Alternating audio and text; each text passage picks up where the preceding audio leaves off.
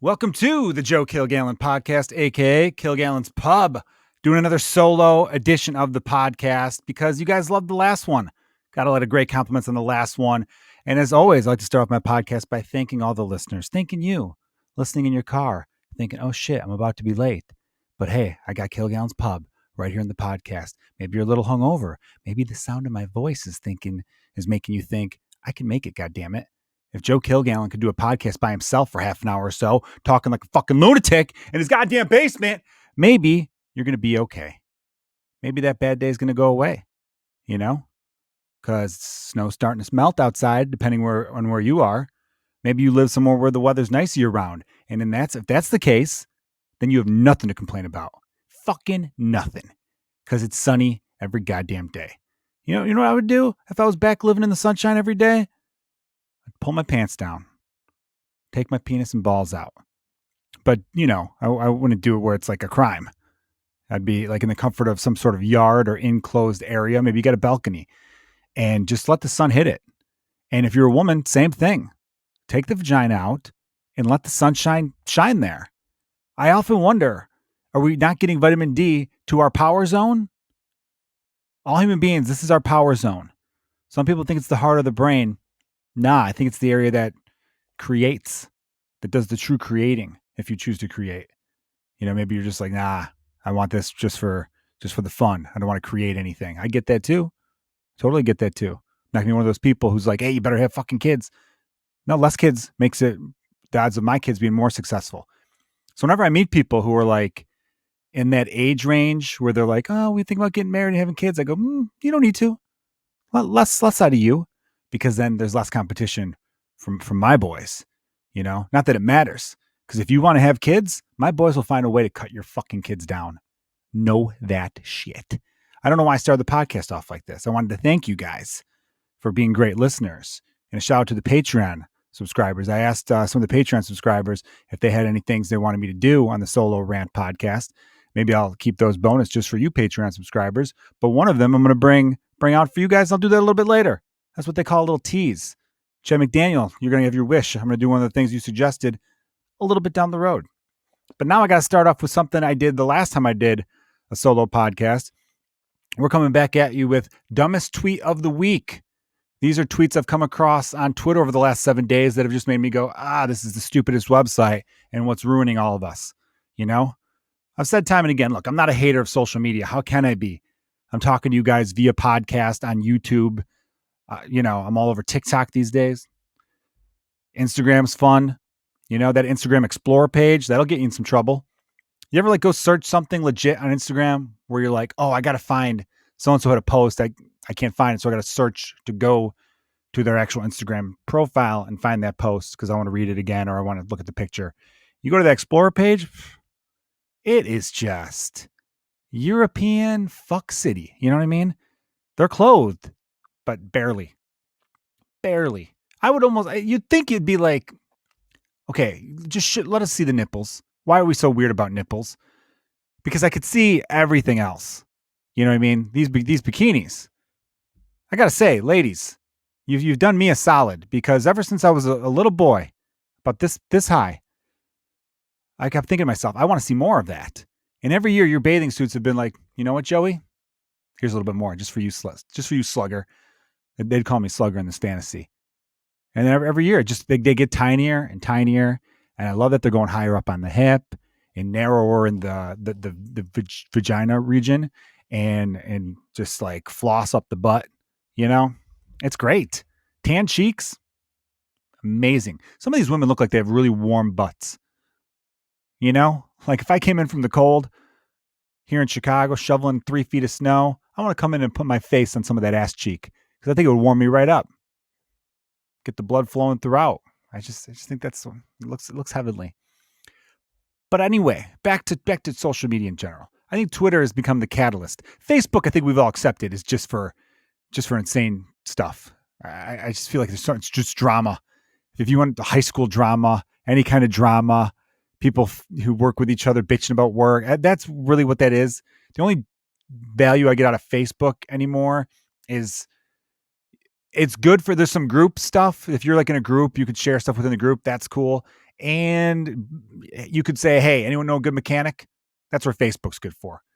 You can't tweet anyone know a good mechanic because someone's like, I don't know where the fuck you live. It's Twitter. It's not localized. Facebook is very like regional. It's like, your local channels where Twitter and Instagram are more national, get the whole scope, international even. Anyway, so that's why I have to dive in and do dumbest tweet of the week, because I feel like we really have to examine what's going on Twitter.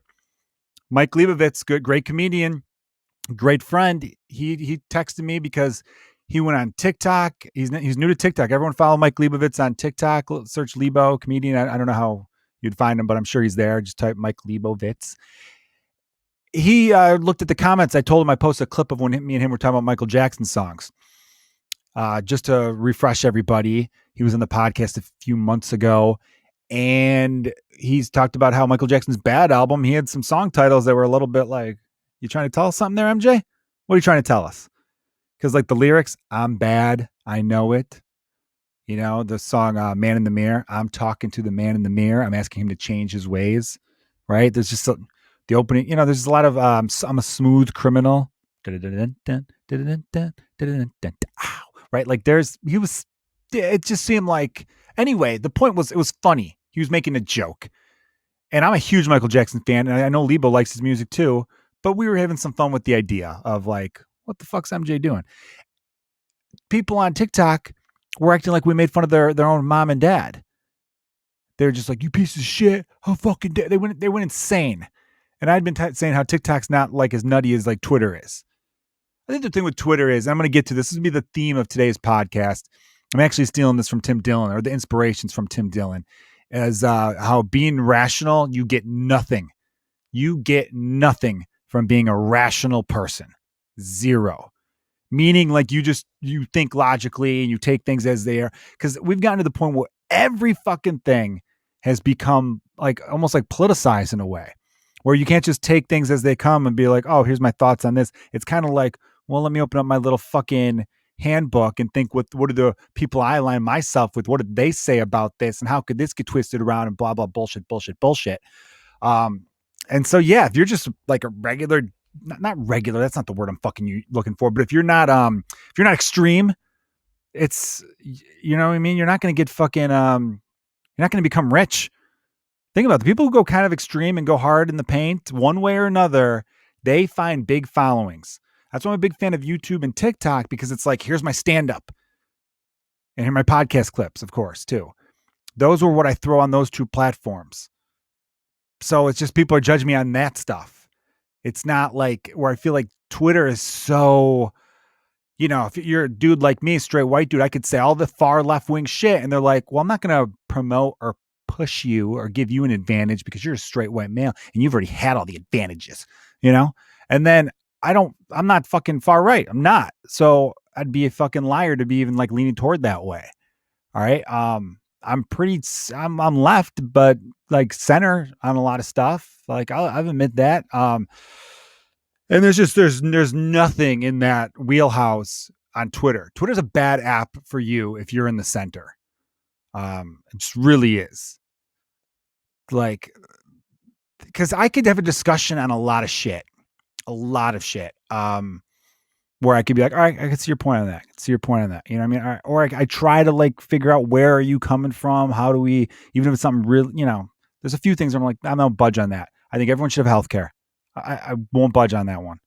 I don't care how you're going to be like, well, it's wait times. You're going to fucking wait in an emergency room longer. Like, not to get shot in the fucking head. You know what I mean? If you have some scratch or some dumb thing like that, I know people who live in countries of universal health care, they go, I mean, yeah, there's things here or there, but still way better than what the fuck you guys do. I had a fucking appointment today for a thing. I have no results. I had nothing to tell you about it, but I appointment was at a certain time. I wasn't fucking in the room at that time, and I've got great insurance through my amazing wife, luckily. But so anyway, I won't budge on that. It's just, it's a fucked up place. And I don't like that. And I try to tell myself, oh, Twitter's not real life. It's not. And it's not like only 20% of Americans have, I don't know what it is per every other country, but only 20% of Americans are on the fucking thing. But for some reason it makes enough noise that it steers the conversation. It steers the debate on so much shit. And it's annoying because it's like, can we just have some fucking fun? And whatever happened to the benefit of the doubt? Why people overread shit? They dig too deep into it. So that's why I'm gonna try to make it fun though. I'm having some of it's gonna be like me pissed off like I sound right now, but I'm gonna have a thing when I do these solo podcasts called Dumbest Tweet of the Week. And this one's actually a Twitter exchange. So it's gonna be Dumbest Twitter Exchange of the Week, I should say. All right, without naming the person or the people responding, I don't think any of them listen. I do follow the original poster, the OP. Here is the tweet. It's Chicago. We've doubled your property taxes. That's in quotes. Then the next one, also Chicago. Plow your own damn streets and teach your own damn kids. And then it's me in quotes rushing to Zillow, and it's a GIF of Jim Carrey like typing at a computer really fast. It looks like it's from Bruce Almighty. Kind of an underrated flick, I feel like. It was a good movie. And it's funny because he's kind of like, what the fuck are we doing in this city of Chicago where property taxes are fucking high, or they've doubled at least. They're still not actually that bad compared to a lot of other cities I was kind of looking around, but they've gotten more expensive and they're not doing shit like service-wise. They're not. It's fucking true. Like, and I love Chicago, but they've got to step it up in a lot of ways. They're doing a shit job. So it's funny. It's funny to be like, you're going to fuck me twice. You're going to more money and less services. All right. Like, I'm going to look to move somewhere else. I got it. And then the response that I did not get at all was, here's the first response from someone. Yeah, that's definitely not what teachers are saying. Their health matters, meaning teachers. So I had to look back through and be like, what the fuck? Oh, they're referring to the part where it's also Chicago, plow your own damn street and teach your own damn kids. He's saying that the city is saying that, not the fucking teachers. And where in his tweet did he imply that teachers' health does not matter? He didn't. He didn't say anything negative about teachers. He was talking about city government in particular. But this person who must be a teacher or related to teachers or just loves picking fights because they're fucking bored and they hate their goddamn life, or they think they're some sort of fucking crusader, right? That's where the term social justice warrior came about. People started overusing it in douchey fucking ways, and then it kind of ruined it. But there was a nugget of truth to that shit where it's like, what? Like, this is where it gets too far. You know what I mean? That's why everyone gets so fucking pissed off when there's a major movement and everyone's like, fuck yeah, we need to stop this. And then a bunch of other people go, oh, and can we also stop this? And it's like, how about we focus on the main fucking thing? You know what I mean? We're trying to stop like police brutality, which again, we're not saying all police are fucking bad, but like we're trying to stop the bad police from doing bad shit. And then you're over here being like, oh, also, can we change my school's mascot? It's like, fucking wait your goddamn turn. We got bigger shit on the agenda. You know, and there's that's why change is slow. You know how we all talked about like how change is slow, and look at the course of human history, change is always slow. You know why? Because whenever there's a main thing that needs to be changed ASAP, there's a bunch of other fucking people who go, ooh, now that everyone's listening, maybe I could wedge my own little fucking bullshit angle in there, right? It's annoying. So he responds, I think, very well, actually, where he's like, yes, it does. Yeah, it does. Like, teachers' health does matter, because that was her last thing. Their health matters. And schools have proven to be non-spreaders. Now, I know the dude who made the post. He's not like he's not anti-masker. He's pro-science guy. He's not, you know what I mean? These two would agree on most things, probably. And that's the weirdest part about like fucking left-wing Twitter, especially. See, I'm shitting on the left wing, is that they're fucking, they got like this weird litmus test where if you don't pass every little fucking thing, they're all over you. Where it's like, you agree on 80% of shit. You're going to let that 20% act like one's more pure than the other? Grow the fuck up. And then another dude who I think is this person's husband and or boyfriend writes, bullshit, but glad you know you're cool with teachers getting sick and dying. It's like, what the fuck? Nobody said that. He never once said he's cool with teachers dying. Where the fuck are you getting this from? Where do you go? I don't understand how someone's brain just jumps to the stupidest fucking conclusions ever. And he's like, would I be sending my own child to the same place? You'd think I'd want to send my child somewhere that isn't safe. Come on now. Like, he's being like, are you fucking like stupid?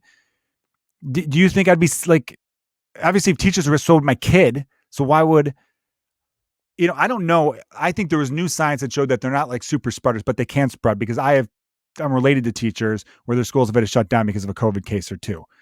But they've shut down and then the spread had been contained. I just think like the teachers in Chicago, I don't know what the teachers union's going for. Again, normally I'm pro teacher as fuck because again, both my sisters are teachers, a lot of family are teachers, and I am pro teacher. I just think the teachers union, particularly the Chicago's teachers union, is very bad at conveying their message. I don't know why they're not just pounding the fucking podium every day saying, give us all the vaccine. All we want is for the faculty and staff, all of us to be fucking vaccinated, figure out a way to make that happen sooner, and we'll open up the doors sooner. Trust us, we'd rather be teaching in a classroom than dealing with all the Zoom bullshit with the fucking little, heads on screens and one kid's jerking off and then the other's fucking playing video games at the same time. Like, we'd rather not deal with that.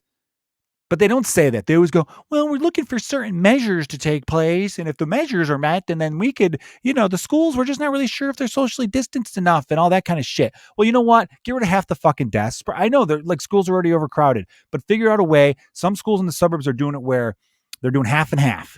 So Monday, Tuesday, Wednesday, you're here. Thursday, Friday, you're at home, and we're shifting and doing rotating. It sucks, but hey, so do global pandemics. But I think that at least makes sense. And then if the parents are still being dipshits about that, be like, all right, look, we're doing the half and half to weaken the burden on you trying to find childcare. Meet us a little bit halfway. Let's talk to the mayor and the fucking other representatives, and maybe we could get you tax credits and shit like that to pay for fucking whatever, like childcare. I don't know why I couldn't think of childcare. But, I don't know. But here's the problem. This is what fucking kills me about Twitter.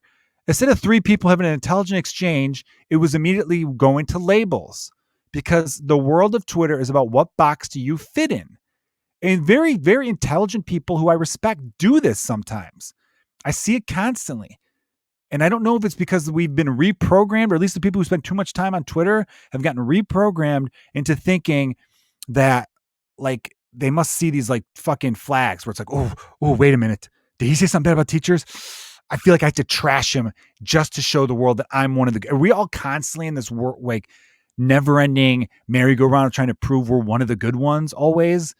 Because that makes me think you're one of the shitty ones. Where is the benefit of the doubt? Why didn't that person read that and be like, oh, he's talking about city government? I don't think he's really going after teachers per se. It's like this constant urge to just stick our fucking heads in places. Like, what did that do? What the fuck did any of this shit do? And I think they fucking the one guy blocked him or whatever, and he had a great response to the blocking. He goes, oh, and now he's blocked me because, of course, there's nothing more Twittery than misunderstanding a tweet, taking it personally, implying the original tweeter wants to kill people in exchange for babysitting, saying a father doesn't care about his child, then blocking. He's fucking right. And he goes, one last thing, and then I'm done here. You don't get to lecture me about fear. I've gone into office every day of this pandemic in early days when just pushing an elevator button was enough to where if I'll die. I live that every day. I know the fear. Like, I like how he was responding and handling himself during all of this. It's just like, there's just an ugliness to Twitter. I think that's the point. I know I wanted to make the dumbest tweet of the week to be like a little bit more funny, but some of them are just going to be ranty and me being fucking annoyed. Because again, I think there's real shit out there. There is these two far extremes. The one extreme where you have these dipshit congressmen today who don't like that they're told to wear masks in the House chambers. And so they're showing up wearing like these masks that are like not masks. They're everything but like they cut holes out for their stupid mouths. And I don't understand how people like this get elected. Like I think about a Mitch McConnell. I'll go both. Chuck Schumer, Mitch McConnell. They're not good at their job. McConnell, very bad. Schumer, spineless.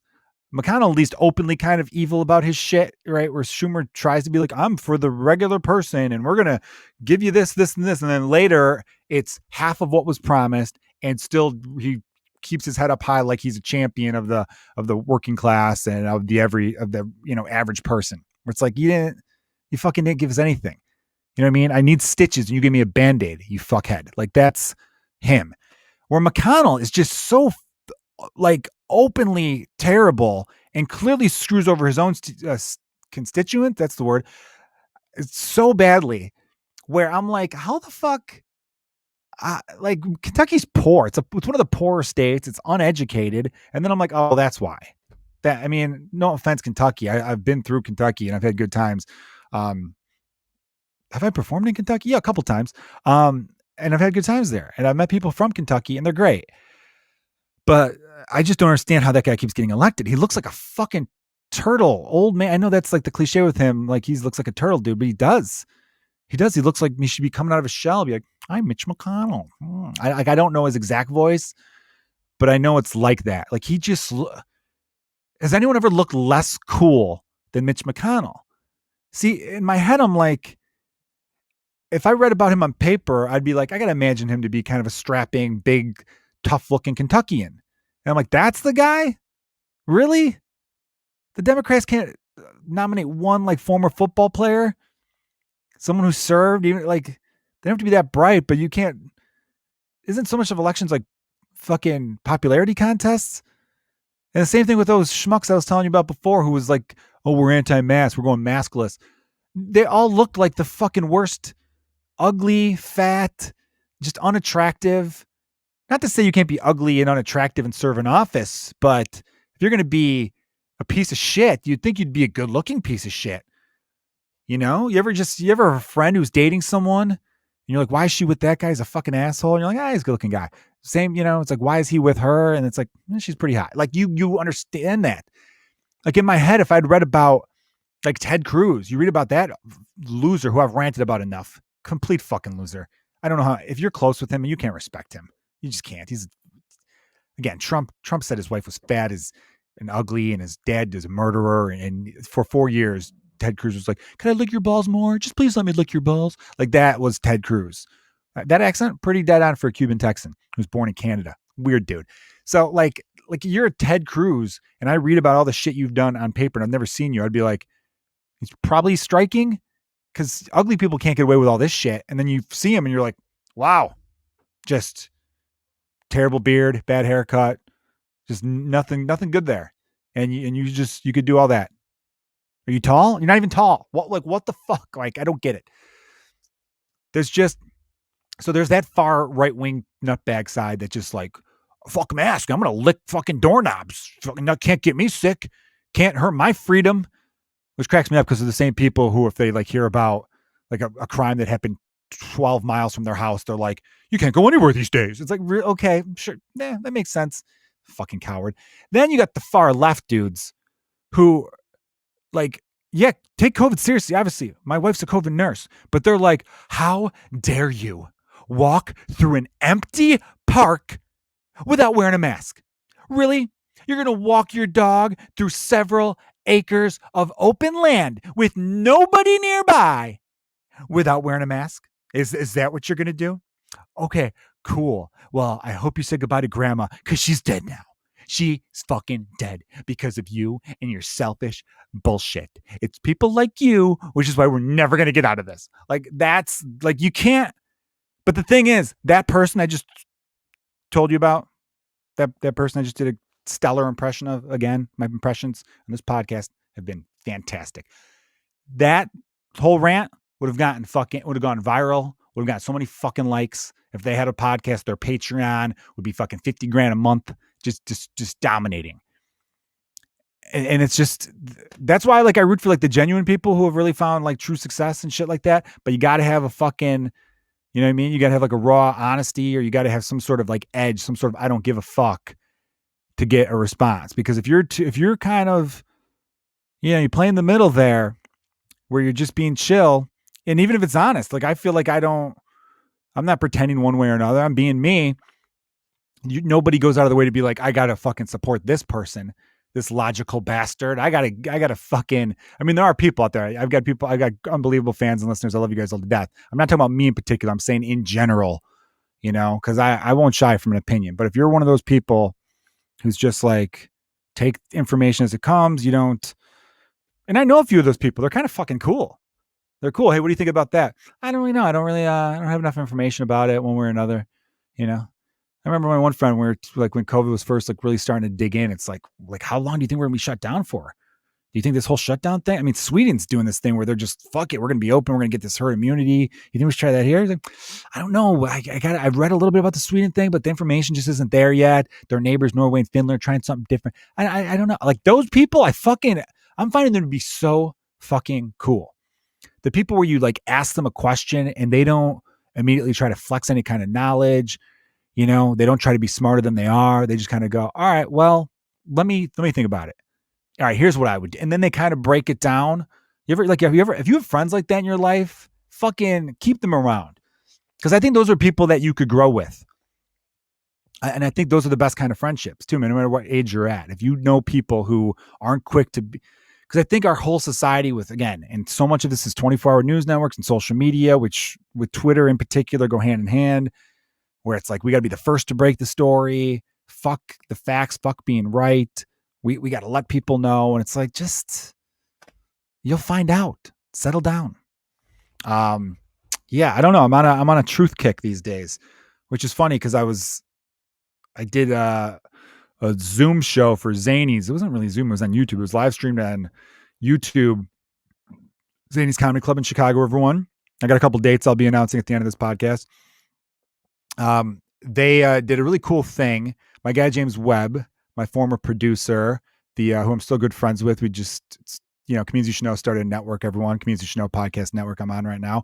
And I've been with Comedians You Should Know. I'm one of the original founders, basically. And just made it'd be weird not to have been with them, especially since it was something we talked about years before James even started his podcast network, but still support People of Comedy podcast network. But Zany's got James Webb to direct this live stream, and it looks fantastic. The camera work, it's incredible. For my Patreon subscribers, I could send you a link to it if you want to check it out. I was very rusty and I did a lot of new stuff. So when that new stuff gets ironed out, at least you'll be able to see. It's almost like hearing demo tapes. If you catch a comedian working out new shit in the beginning, it's like kind of hearing a band's demo where you're like, man, the final song sounded nothing like the original. They changed the arrangements and added this and kicked up the drums. So it was at Zany's on Valentine's Day. There's no one in the crowd. I'm playing just to a big screen of a bunch of people who were in the Zoom, but it was being live streamed on YouTube. So Zoom was part of it. It was strange, but still fun. I talked about how because my son, I caught fibbing to me. I asked him if he had a Reese's peanut butter cup. He said no, because I had to go put my other son to friend for a nap. And I'm like, Matthew, because I could see chocolate on his face. And he's like, okay, I had one. But I kind of respected him for doing a little fib, because he didn't want to disappoint me. And I kind of had this whole thing where it's like, if your kids don't lie to you, they clearly don't love you. They don't respect you at the very least. And I thought about all the times I fibbed or lied a little bit to my parents growing up. It was because I didn't want to piss them off. I didn't want to disappoint them or whatever. So sometimes lying, I'm not totally against it in some regards, right? You got to lie a little bit. If you're telling the truth all the time, well, what are you, a prick?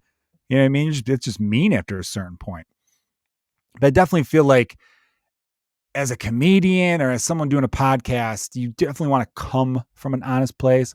I think I'm on that kick because I was thinking about Patrice O'Neal. I've not watched the documentary that came out about him yet, but when I did rewatch Elephant in the Room, which is a great special of his, he also has Mr. P. He's got a few hours out there. He was an amazing comedian. And of course, like so many, died way, way too soon. All right. A couple other things I wanted to address very quickly, because I'd like to keep these solo podcasts not too long. Shout out to, it was the shout out. What the fuck am I saying?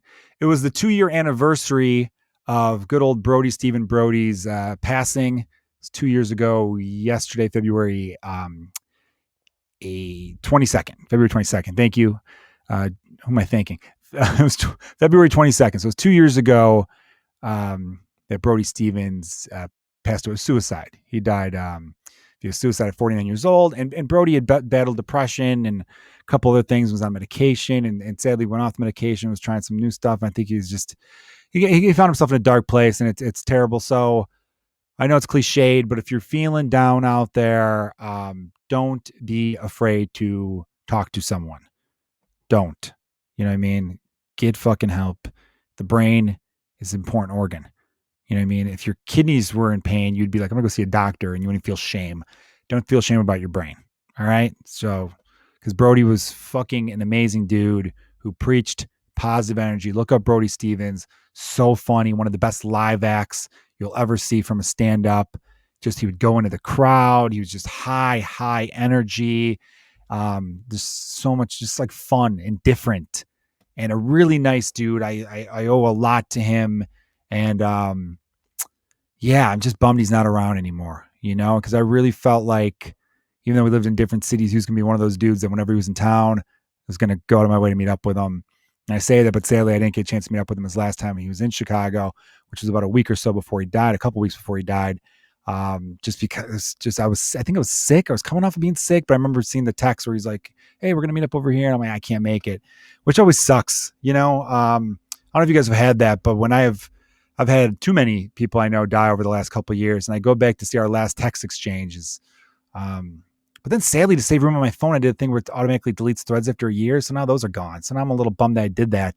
But being a dad, my fucking storage was filling up with so many kid pictures. And then I cut up so many videos on my phone. I use the iMovie app a lot. And so I just need the space. So I just made my phone go off. But yeah, so look up Brody Stevens stuff. He's fucking great.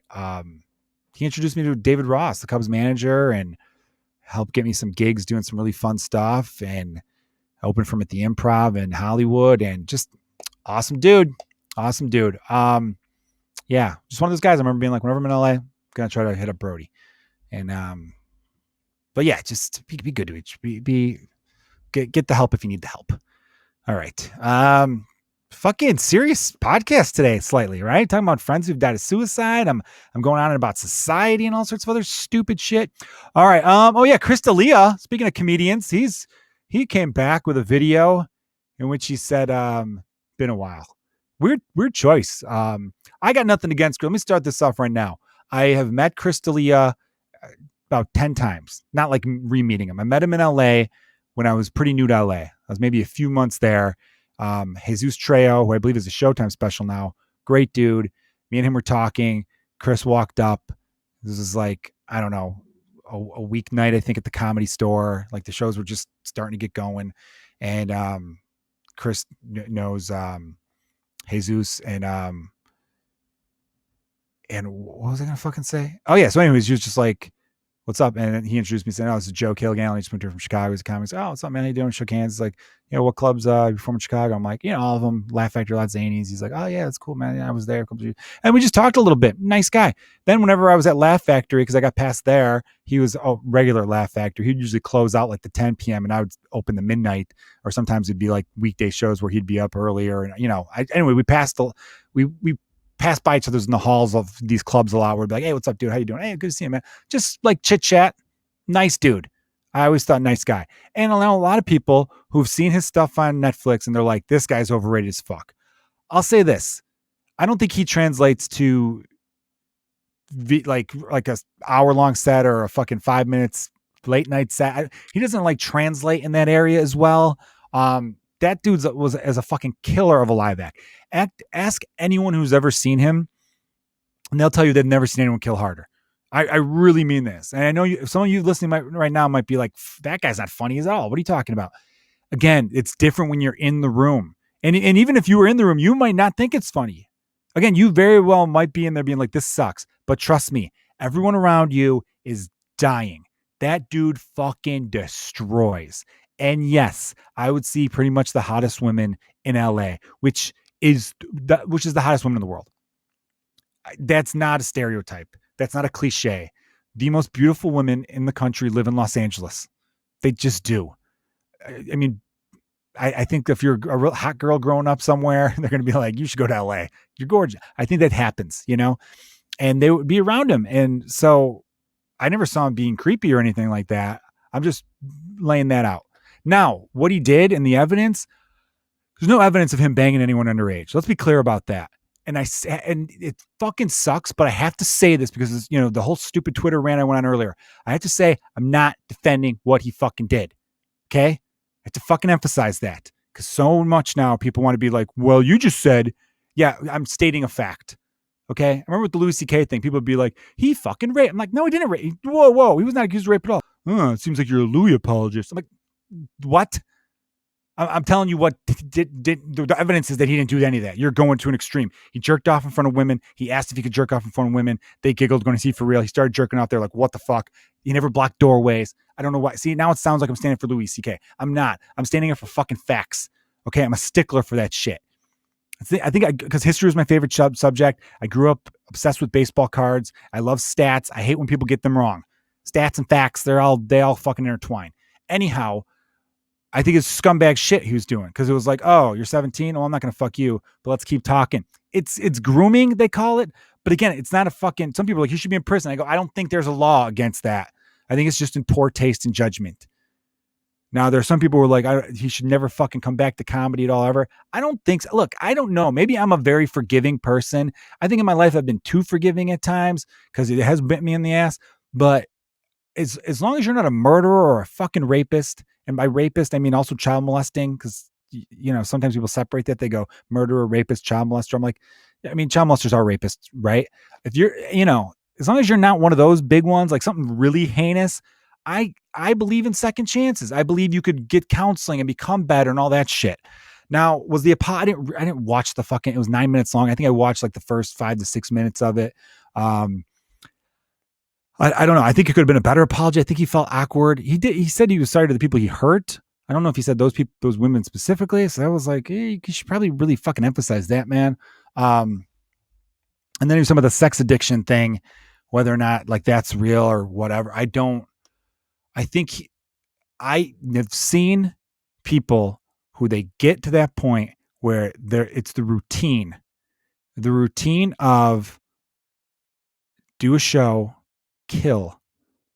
And it's very hard to explain without coming off.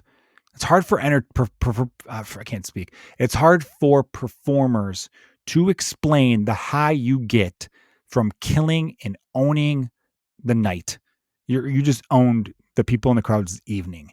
It's hard to explain without coming off like conceited or I don't know, very like narcissistic and there's just it's hard. It's weird. It sounds like as I said that I felt like ugh. Look at this. What are you, a douchebag? Who talks like that? But it's very hard to explain. You're up there, you dominate. Like one of those nights where every joke just hit perfectly. Get off stage. That dude, I get it. 6'3". He's got a look to him. Dude, I saw women. Dude, I remember one time at the Improv, he fucking like was just doing his set. And I'm watching the back of the room. I think I was on the next show or something. And I was just checking out a few minutes of it. He like itched his head and his shirt lifted up a little bit so you could see like some skin, like the side, when your shirt's not long enough or whatever. You heard like 30 women go, ooh, like do that, like, oh my God. Like, and like, I'm like, fuck it. I didn't see it. I don't, I can admit when a dude's good looking. I think he's like, I don't think he's ugly. I think he's a fine looking guy, but I didn't think that reaction was warranted. You know what I mean? He's not a Gosling. You know what I mean? He's not a Ryan Reynolds type. He's good looking, but he's not there. So just, but I could see him he was trying to say that he became obsessed with sex, meaning like every town he went to, he had DMs from women and he was responding to all of them. I could see that. I don't know if that's sex addiction. Because as I had my friend Kevin Bozeman on the podcast, who's a great comedian, everyone look up Kevin Bozeman. He made a great point about whether or not sex addiction is real, implying that if you're addicted to alcohol, they'll tell you never to have alcohol again. But I've never heard of a sex addiction therapist saying you can never have sex again because that's such a human thing. So is it really an addiction or is it something? There's got to be something to it because in my brain, it makes sense that someone would be addicted to sex. Why wouldn't you be addicted to like one of the best things on the planet? That makes sense to be addicted to that. And I think a lot of dudes, like a lot of people, I'm sure there are women like this too. I don't want to make it seem like it's only a man thing. Or people, non-binary people it'd be great. I want to see, that should be the first sitcom starring a non-binary person would be them being like a fucking sex, like a womanizer. Or, you know what I mean? Like that. I want that. I want to like a fucking them just banging constantly. That'd be kind of fun. Be a good way to intro middle America to that world. Anyhow, so I think he just became a person who became just craving the attention. That whole thing where it's like, that's why so many entertainers, they party so hard after shows. They want to sustain the high they got from being on stage. And then they don't know how to handle themselves that's why you hear about so many musicians and comedians and they get into hard drugs, which turns into just, they end up killing them. It's fucking awful. Again, very, very uplifting podcast today, Joe. Not dark at all. Not dark, not a dark theme in this fucking podcast one bit. Anyway, I just wanted to throw that out there. look, I don't know exactly. Like, if there's more evidence that shows that Crystal Lee was banging underage women, then obviously he's got to go. It is. I just don't. I hear the label pedophile, and I'm thinking, was he diddling 7-year-olds? No, he was being creepy to 16 and 17-year-olds on Instagram, just being creepy in the sense that he wanted to make out with them and bang them. Said that, but didn't actually do it. Yeah, I mean, I will never ever stick up for that behavior. That's shit behavior, and he needs to figure that out. Um, but I also don't think they should be expelled from society for that. I think there's amends that need to be made. They need to atone for that behavior and and truly apologize to those who they hurt and all that kind of shit. Of course, 100%. But again, I'm forgiving. If someone comes out and apologizes and says they're going to get help, I want to believe that's what they're going to do. So I don't like the idea of fucking dumping on him too, being like, fuck off, get the fuck out of here. Like, less of him, less of him. There's so many. I always say this too. They go, there's so many funnier people out there. I'm like, well, tweet about them then. I love when people always go like, you don't need to support that piece of shit artist. Fuck that band. Fuck that person. There's so many more better people. Well, then tell me who. Why don't you promote them then? Why don't you waste your fucking breath on them and promote and tweet about them and Instagram about them? They don't fucking do it. But again, it's a weird thing, man. I'm telling you, it goes back to what Tim Dillon said that kind of inspired the theme of this podcast. There is just fucking no money. No, not even money. Fuck money. Who cares about money? There's just nothing to gain from being rational. It's all about being fucking insane. Dude, that Waylon dude, or the fuck his name is, that country music singer who got caught saying the N-word like on tape. Album sales skyrocketing. Again, you have to do something. Andrew Schulz talked about it before his Netflix thing. He loved that people were trashing parts of it. They were saying negative things. They thought some of it was like anti-Asian. I haven't seen it. I don't have time for a lot of this shit. You guys know, what I mean? It's not like I don't want to support other comedians who are doing stuff, or just support comedy in general. I don't really know Schulz, so he doesn't care about my fucking support. And it's not like he's a great friend of mine. I don't have to go to my way to support his ship. I'm just saying I haven't seen it yet. It's that like fucking, it's almost better that people came out. Like, if you release something and everyone's like, really nice, fun hour, funny stuff, really, really good. You almost want someone to be like, here's where I had a fucking problem. I mean, you don't want all of the reviews to be that way, but you want enough where people are like, all right, let's check it out. What upset this side or what upset that side? I think my next hour I'm going to have a very offensive title, but then that whole hour is going to be just really funny shit where people are going to be like, that wasn't offensive. That was just really funny. And then they don't even realize that I fucking tricked them. That's what I'm going to do. We're going to come up with some good shit. I'm going to have a thing called like Holocaust abortion cop. I don't fucking know what words or what 3 words would definitely be people. I got to click on this shit, whatever I could do. All right, everybody. But that's been the Joe Kilgallon podcast solo edition. Joe rants. I'll be back at you possibly later in the week. Or if you're hearing this on a Wednesday, it's a good chance not. I had to go to the doctor today. And then I ordered a new mattress because my back has been killing me. That's coming this weekend, and we're building we got to build a new bed for my son. He just turned 4, so we're like, all right, we got to get you like we get him a cool bed. Get the kid a cool bed. Anyway, and then what else? All the snow's coming down, luckily. Hopefully that sticks out. Hopefully it keeps, if you're in the Midwest, or all the people in Texas people, I hope you guys are all right. Don't vote for Ted Cruz next time. He's a fucking dipshit. And anyway, that's been the podcast. If you check out more on the Patreon, I'll be back with a guest next week, and maybe I'll throw a solo one up there too. You guys have been awesome, and stay safe out there, and keep on fucking. You know what I'm saying? Keep on fucking. All right. Cheers.